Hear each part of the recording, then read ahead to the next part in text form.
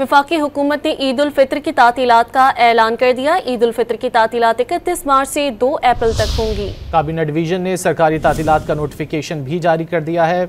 वफाकी हुकूमत ने ईद उल फित्र की तातीलात का ऐलान किया है। ईद उल फित्र की तातीलात 31 मार्च से 2 अप्रैल तक होंगी।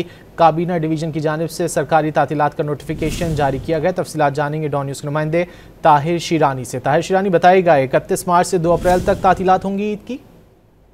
जी, वज़ीर-ए-आज़म की मंजूरी के बाद काबीना डिवीजन ने आम तातीलात का बाज़ाब्ता नोटिफिकेशन जारी कर दिया है, जिसके मुताबिक पीर 31 मार्च से लेकर बुध 2 अप्रैल तक मुल्क भर में आम तातील होगी और 30 मार्च को इतवार है और 29 मार्च को हफ्ता है और वफाकी जो दफातर हैं बेशतर वो हफ्ते और इतवार को तातील होती है और उसको साथ मिलाकर मजमूई तौर पर ये 5 छुट्टियां बनेंगी।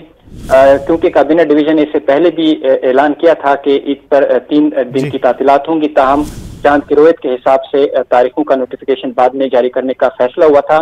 तो अब काबीना डिवीजन की जानिब से बाज़ाब्ता नोटिफिकेशन जारी कर दिया गया है, जिसके मुताबिक 31 मार्च से लेकर बुध 2 अप्रैल तक आम तातील हो। बहुत शुक्रिया ताहिर शिरानी इन तफसीलात के लिए।